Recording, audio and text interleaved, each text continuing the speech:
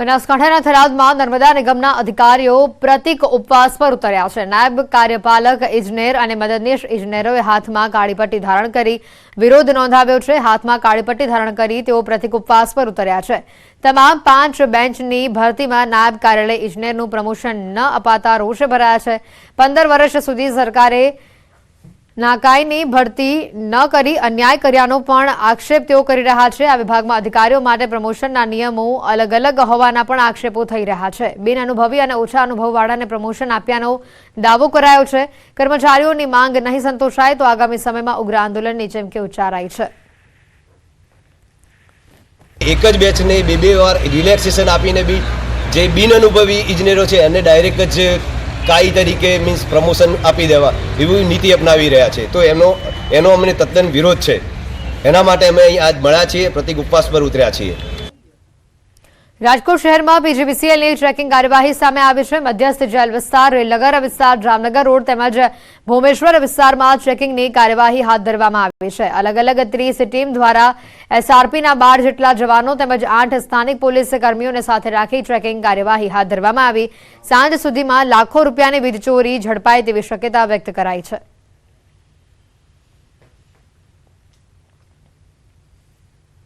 ઓખા બેટ દ્વારકા વચ્ચે ચાલતી ફેરીબોટ ફરી શરૂ કરી દેવામાં આવી છે। તેજ પવનના કારણે યાત્રિકોની સલામતીને ધ્યાનમાં રાખીને બોટ સર્વિસ બંધ કરાઈ હતી। વાતાવરણ સામાન્ય બનતા ફરી બોટ સર્વિસ પુનઃ શરૂ કરી દેવાઈ છે।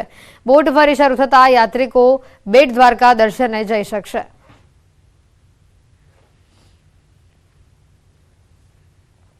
અમદાવાદમાં સ્માર્ટ ઇન્ડિયા હેકાથોનનું આયોજન કરવામાં આવ્યું। સીએમ ભૂપેન્દ્ર પટેલ લીલી ઝંડી આપશે।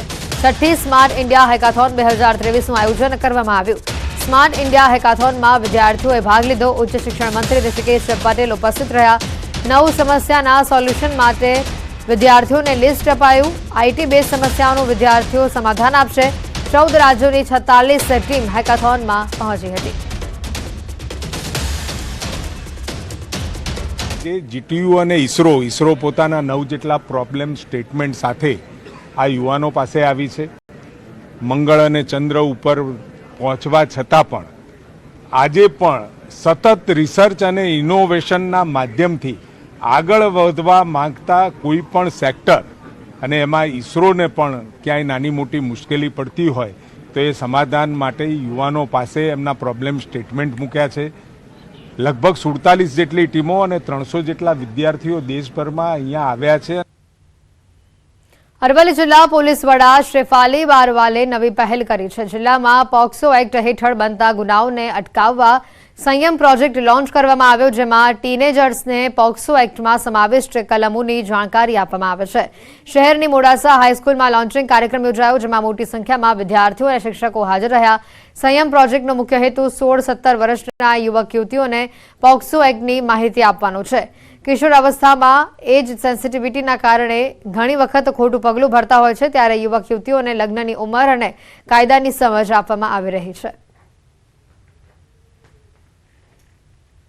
16 और 17 साल की जो उम्र होती है वो बहुत सेंसिटिव उम्र होती है, तो हमारा ये पूरा प्रोजेक्ट उन टीनेजर्स को टारगेट करने में है कि उनको सही इन्फॉर्मेशन मिले हमारे कंट्री में जो लॉज हैं उनको लेकर। समाचारों में हाल रुकाईशुं एक ब्रेक माटे।